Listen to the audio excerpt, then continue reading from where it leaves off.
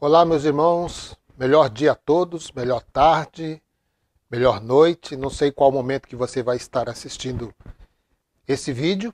Eu quero aqui trazer mais uma parte da escatologia consumada. Para quem não me conhece, meu nome é Orlando Alves. Eu fiz parte de algumas denominações e no total de tudo eu fiquei quase 25 anos dentro do sistema religioso. Então eu tenho uma grande bagagem, né, dentro do sistema religioso para falar de alguns assuntos ligados ao sistema religioso. Mas nessa feita eu quero falar um pouco sobre a escatologia já consumada. Amém, meus queridos? Eu quero falar aqui, meus queridos, a respeito deste versículo que eu vou estar lendo agora. Mateus capítulo 24, verso 28. Pois onde estiver o cadáver, aí se ajuntarão as águias. Em outras traduções, você vai encontrar a palavra abutre. Então, meus queridos, como já foi analisado em várias ocasiões, né, dentro das maldições por desobedecerem às leis de Moisés, nós observamos juízos de Deus sobre uma nação idólatra e pecaminosa. Levítico, capítulo 26, eu não vou ler todo o capítulo para que o vídeo não se torne muito longo. Porém, se os irmãos quiserem, pode ler o capítulo todo e vocês vão ver que é Deus, não é o tal diabo que a religião criou para colocar terror nas pessoas. Mas o próprio Deus enviou maldições sobre aqueles da primeira aliança por desobedecerem às leis e estatutos que foram entregues através de Moisés. Então, meus queridos, hoje em dia você encontra aí nas denominações campanha de quebra de maldição. Mas e se fosse nesse caso aqui? Você iria participar de uma campanha para quebrar as maldições que o próprio Deus colocou sobre o povo por desobedecerem à lei de Moisés? Então, meus queridos, é esse ponto e muitos outros, né, que me fez despertar para esse entendimento. Olha só o que está escrito em Levítico, capítulo 26, verso 3 em diante. Se andardes nos meus estatutos e guardardes os meus mandamentos e os fizerdes. Verso 4. Então eu vos darei as vossas chuvas a seu tempo, e a terra dará a sua novidade, e a árvore do campo dará o seu fruto. Verso 15. E se rejeitardes os meus estatutos, e a vossa alma se enfadar dos meus juízos, não cumprindo todos os meus mandamentos, não é apenas 4 ou 5 mandamentos não, como faz o sistema religioso, separou aí 2, 3, 4, 5 e acha que está cumprindo toda a lei. Diante do texto aqui, eles estão todos em maldição, principalmente o pastor. Estão em maldição, porque eu estou lendo. Levítico. Vamos ler o verso 16. Então, eu também vos farei isto.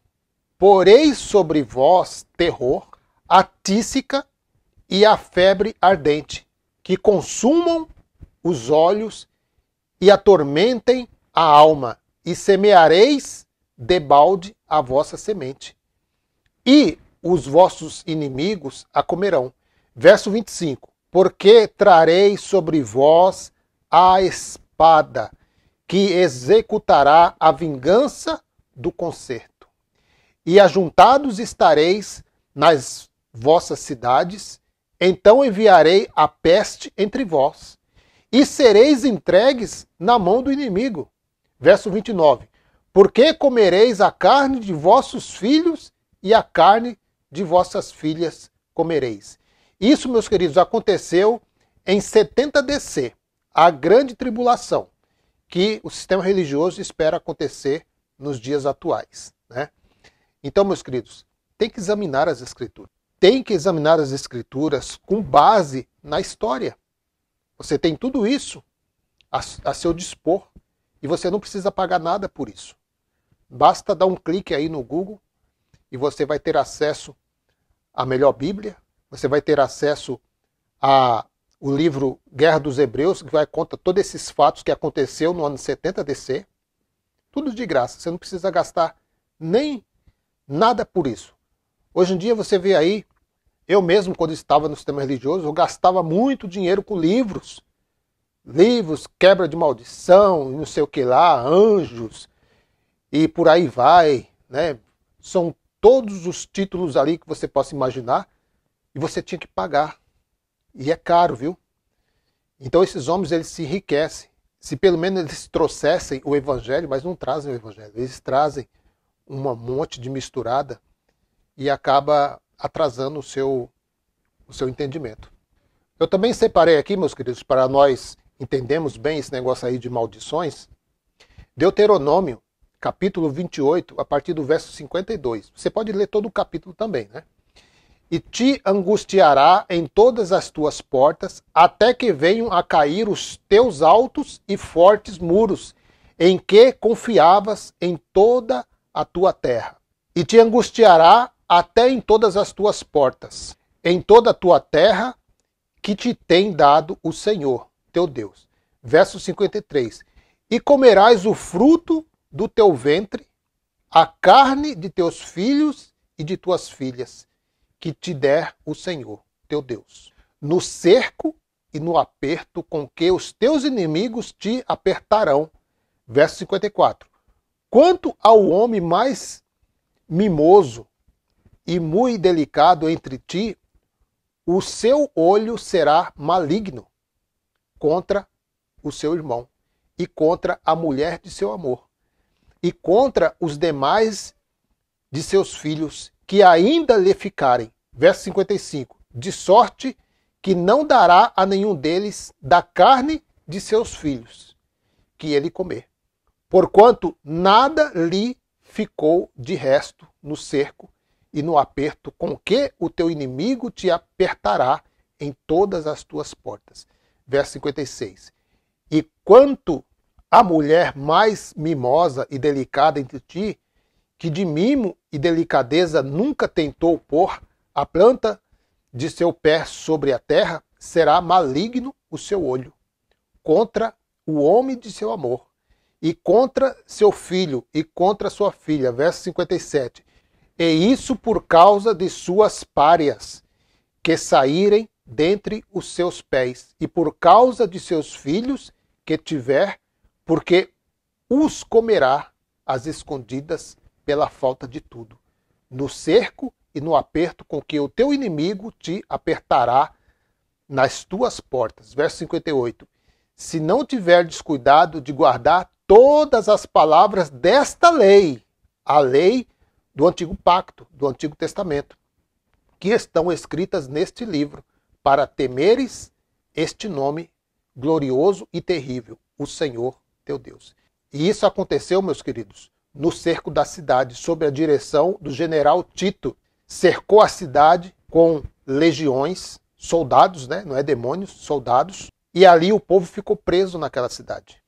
E por causa da fome, eles entraram à loucura. Os pais comendo a carne de seus filhos. Isso tudo, meus queridos, foi a grande tribulação no ano 70 DC. Mas o sistema religioso quer trazer isso para os dias de hoje. Olha, meu querido, como que cabe?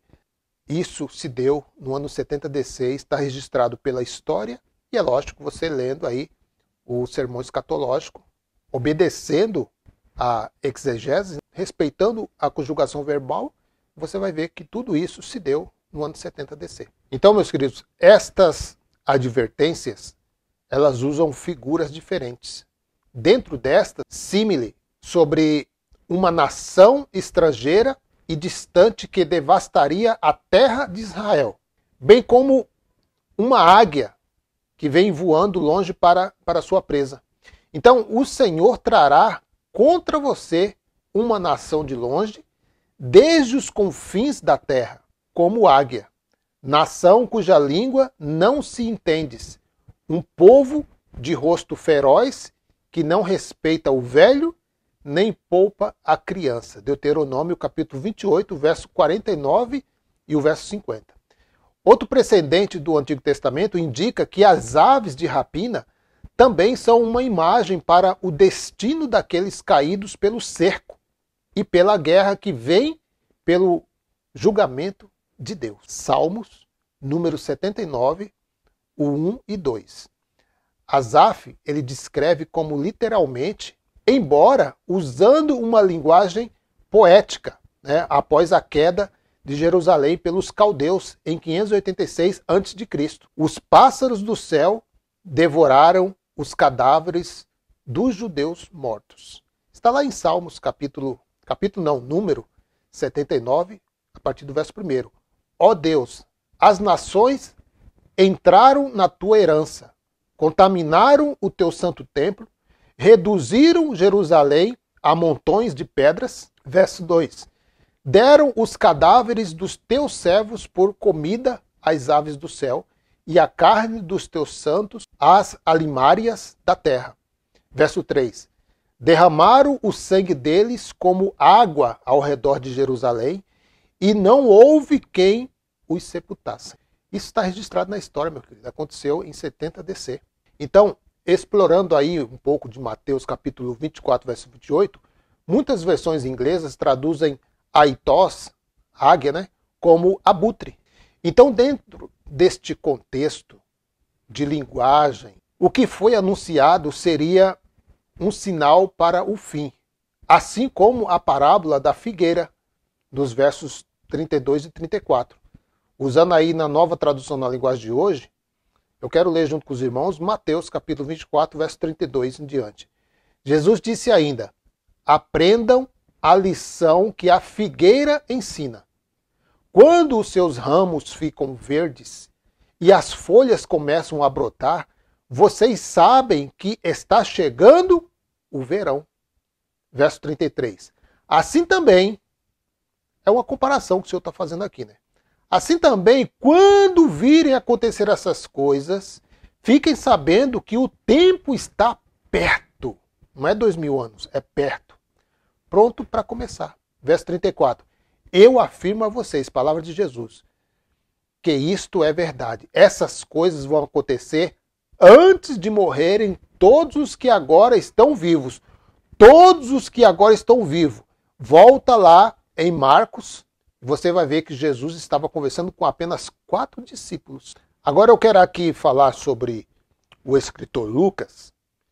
O escritor Lucas, ele coloca essa frase como resposta de Jesus aos discípulos. Depois que o Senhor começa a enumerar os sinais que aconteceriam antes de sua vinda. Lucas, capítulo 17, verso 37, olha aí. E respondendo-lhe, disseram-lhe os discípulos: onde, Senhor? E ele respondeu, Jesus lhe respondeu, disse: onde estiver o corpo, né, Israel, aí se ajuntarão as águias. Quem eram essas águias? Bem, segundo o registro em seu livro Guerra dos Hebreus, uma obra de Flávio Josefo, lançado pela gráfica CPAD das Assembleias de Deus, ele relata o seguinte: a bandeira das águias estavam à frente de cada legião. Legião aqui, legião romana, né? Não é o diabo, né? O tal diabo aí. É o exército romano, ok? Não tem nada com demônio não, como pregam por aí. Seguindo aí. Porque os romanos acreditavam que as águias eram o rei de todas as aves, assim como nós, hoje também nós cremos assim, né? E, portanto, esse símbolo, a águia, significava seu domínio e serviria como um presságio de que eles, os romanos, conquistariam todos os seus inimigos. E eles conquistaram, eles eram dominadores na época. Está lá em Guerras 3, 6 e 2 e Guerras 5, 2 e 1. No relato acima de Lucas, Cristo se referiu a estas bandeiras ao falar de uma abominação que assolaria Jerusalém. Bandeiras que causavam sensibilidades aos judeus por serem consideradas imagens idólatras. Os romanos, durante a guerra, levariam suas bandeiras não somente para as cidades que eles iriam conquistar, mas também para o templo. Guerra dos Hebreus, livro 6, 7 e 2. E isso semelhante como o templo foi profanado em outras ocasiões no Antigo Testamento. Dá o exemplo aqui de Antíoco, Antíoco IV Epifânio, né? Então, conforme lemos em Levítico capítulo 26 e Deuteronômio capítulo 28, os judeus estavam lá em 70 DC, sendo punidos pela desobediência à aliança. Jeová advertiu Israel que traria estrangeiros para invadi-los como águia. Em Lucas capítulo 17, verso 37, os discípulos perguntaram ao Senhor sobre uma referência específica para o cumprimento de sua profecia, que o principal símbolo dos exércitos romanos era a Áquila, ou águia, né? E que as predições de Cristo devem obedecer a algumas questões particulares na vinda de Jesus. Então, é possível concluir que Cristo, então, associava sua vinda com a reunião dos exércitos romanos para desolar a capital judaica. Então, na grande revolta judaica, o Senhor reuniria essas forças, que é o exército romano, constituído de várias nações. Então, na grande revolta judaica, o Senhor reuniria essas forças em torno de centenas e milhares de cadáveres judeus. Está lá em Guerra, livro 6 e 7. Agora eu quero falar um pouco sobre os sinais cósmicos, né? Que isso aí faz o povo entrar em parafuso, porque eles querem levar tudo ao modo literal, e não é assim que funciona. Mateus capítulo 24, verso 29. Logo em seguida, assim rápido assim, ó. Logo em seguida, a tribulação daqueles dias, o sol escurecerá, e a lua não dará a sua claridade. As estrelas cairão do firmamento, e os poderes dos céus serão abalados. O sistema religioso futurista entende isso como literal. Espera acontecer de forma literal isso nos dias de hoje. O termo imediatamente não admite esses sinais portentosos a um período da destruição de Jerusalém no ano 70 DC, mas exige que tudo que está relacionado ao verso 29 ocorra imediatamente após a tribulação daqueles dias. Mateus capítulo 24, verso 21. Porque nesse tempo haverá grande tribulação, como desde o princípio do mundo até agora não tem havido e nem haverá jamais. Então, esse advérbio em grego é eutelos, que significa diretamente, de uma vez ou breve, e ocorre 89 vezes no Novo Testamento. Então, meus queridos, qualquer interpretação que busque introduzir um período de 2000 anos entre os versos 28 e 29 está prejudicando, vou repetir, está prejudicando seriamente a prática da boa exegese. Distorce o texto, fazendo com que as palavras tomem o sentido oposto, não o sentido natural. E tampouco, meus queridos, há espaço para qualquer figura de sentido que possa modificar o sentido da palavra. E com referência aos sinais cósmicos, nada mais é do que uma típica linguagem profética utilizada pelos hebreus do Antigo Testamento. Isso era comum de um discurso apocalíptico, né? Onde a destruição de um reino por outro é profetizado como julgamento de Deus. Eu quero trazer aqui alguns pontos do Antigo Testamento, só para os irmãos terem uma ideia. Olha, o exílio. Assírios destruindo os israelitas das 10 tribos do norte, em 722 a.C. Amós capítulo 5, verso 18. Ai de vós que desejais o dia do Senhor. Para que desejais vós o dia do Senhor? Uma pergunta, né, que faz aqui. Para que vocês querem desejar tanto o dia do Senhor? Verso 20. Não será, pois, o dia do Senhor trevas e não luz? Não será completa escuridão sem nenhuma claridade? Amós 8:8. Por causa disso, será que a terra não vai tremer? E não estarão enlutados todos os seus moradores? Toda a terra se levantará como o Nilo, será agitada e abaixará como o rio do Egito. Verso 9. Naquele dia, diz o Senhor Deus, farei com que o sol se ponha ao meio-dia e com que a terra se cubra de trevas em pleno dia. Agora, meus queridos, os assírios destruindo os babilônios em 689 a.C. Isaías, capítulo 13, verso 9. Para você ver que essa linguagem de figura sempre foi usada, né?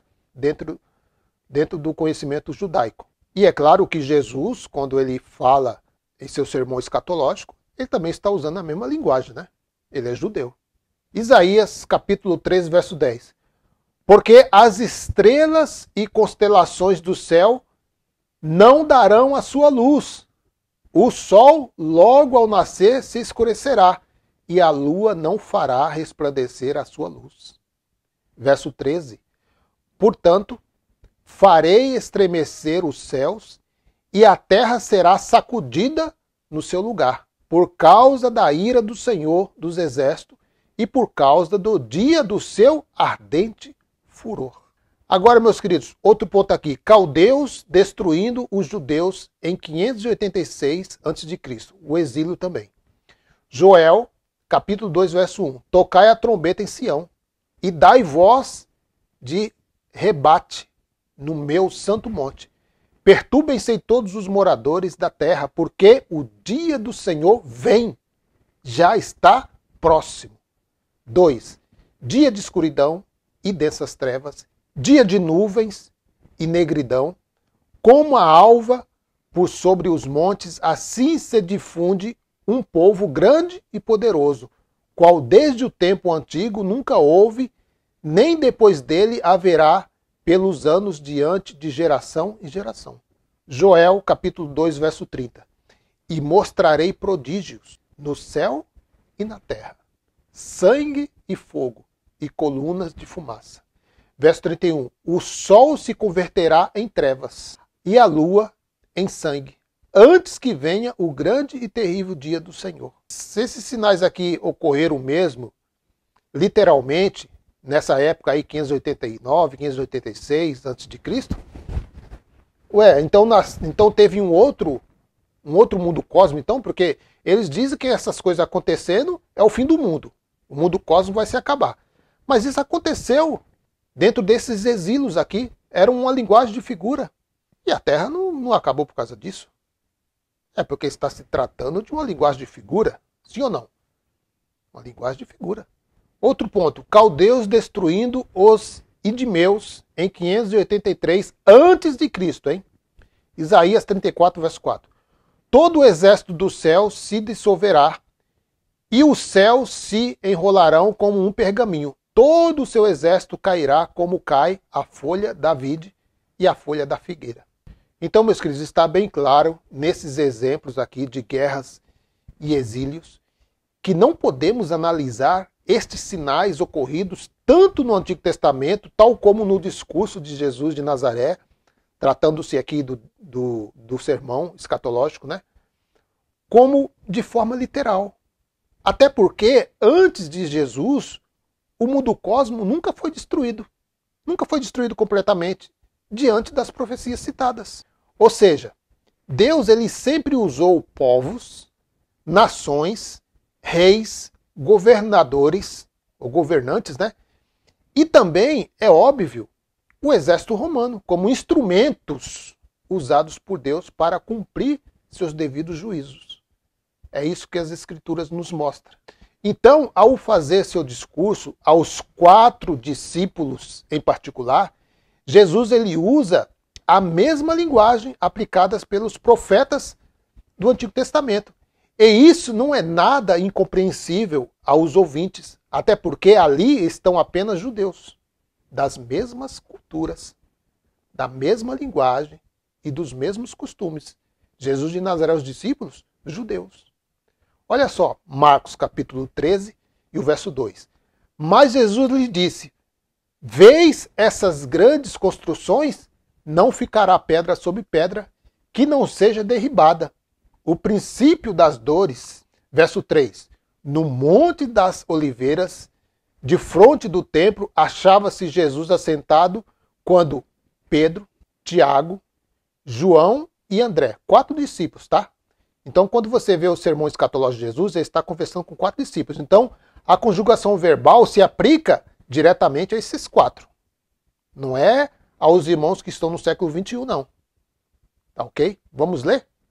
Então, Marcos, capítulo 13, verso 3. No Monte das Oliveiras, defronte do templo, achava-se Jesus assentado quando Pedro, Tiago, João e André, 4 discípulos. A conversa aqui é com os 4, tá? Lhe perguntaram em particular, fechada, a conversa fechada, tá?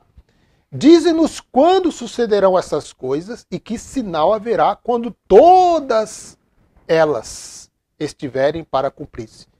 Verso 5. Então Jesus passou a dizer-lhes: vede que ninguém vos engane.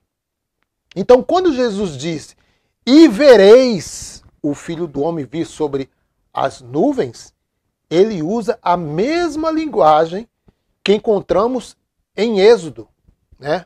O livro, segundo escreveu Moisés. Êxodo capítulo 19, verso 9. Disse o Senhor a Moisés: eis que virei a ti numa nuvem escura, para que o povo ouça quando eu falar contigo e para que também creiam sempre em ti. Porque Moisés tinha anunciado as palavras do seu povo ao Senhor. Verso 16. Ao amanhecer do terceiro dia, houve trovões, manifestações, tá? Trovões e relâmpagos, e uma espessa nuvem sobre o monte, e muito forte clangor de trombeta, de maneira que todo o povo que estava no arraial se estremeceu. Verso 17. E Moisés levou o povo fora do arraial ao encontro de Deus, e puseram-se ao pé do monte. Verso 18. Todo o monte Sinai fumegava, porque o Senhor descera sobre ele em fogo. Outra manifestação. A sua fumaça subiu como fumaça de uma fornalha, e todo o monte tremia grandemente. Verso 19. E o clangor da trombeta ia aumentando cada vez mais. Moisés falava e Deus lhe respondia no trovão. Deuteronômio, capítulo 33, verso 2. Disse, pois, o Senhor veio de Sinai e lhe subiu de Seir. Resplandeceu desde o monte Parã e veio com 10 milhares de santos. À sua direita havia para eles o fogo da lei, juízo da lei. Hebreus 2:2.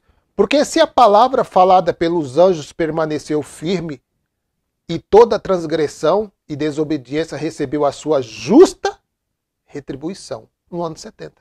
Então, meus queridos, para encerrar, quem estava sob maldição de quebra de aliança? Não seriam os judeus que receberam as leis através de Moisés, como lemos no começo dessa homilia? Os irmãos estão chegando agora, pode voltar um pouquinho o vídeo atrás, você vai ver, está tudo escrito, está tudo relatado. Então entenda uma coisa, meus queridos, Jesus deixou o seu corpo de carne para nunca mais entrar nele outra vez. Está escrito, Hebreus capítulo 9, verso 12. Nem por sangue de bodes e bezerros, mas por seu próprio sangue entrou uma vez no santuário, havendo efetuado uma eterna redenção. Verso 28. Assim também Cristo, oferecendo-se uma vez, para tirar os pecados de muitos, aparecerá a segunda vez sem pecado, aos que o esperam para a salvação. Então, a expressão aqui, vindo sobre a nuvem, não é que literalmente, você verá Jesus de forma física, até porque ele não tem mais um corpo físico. Diga-se de passagem, nossos olhos naturais só podem ver coisas naturais. Essa é a realidade biológica. Coisas naturais vendo coisas naturais. Então, essa era a forma de Deus se manifestar diante dos homens. E diga-se de passagem, ninguém poderia ver Deus e seguir vivo. Êxodo capítulo 33, verso 20 fala: mas você não poderá olhar diretamente, Olha lá, Deus nas nuvens. Não, não pode olhar diretamente a minha face, pois ninguém pode me ver e continuar vivo. Verso 21. O Senhor disse ainda, fique nesta rocha, perto de mim. Verso 22. Quando minha presença gloriosa passar, eu o colocarei numa abertura da rocha e o cobrirei com a minha mão até que eu tenha passado. Verso 23. Depois tirarei minha mão e você me verá pelas costas. Meu rosto, porém, ninguém poderá ver. Agora, para encerrar, meus queridos, João capítulo 1, verso 18. Deus nunca foi visto por alguém. O Filho unigênito, sim, que está no seio do Pai. Este o fez conhecer. Quem? Jesus de Nazaré, o Filho do Homem. De forma biológica, de forma física. Esteve no meio do povo. Então, meus queridos, fico por aqui. Graça e paz a todos vocês. E até o próximo vídeo, querendo Deus. Graça e paz.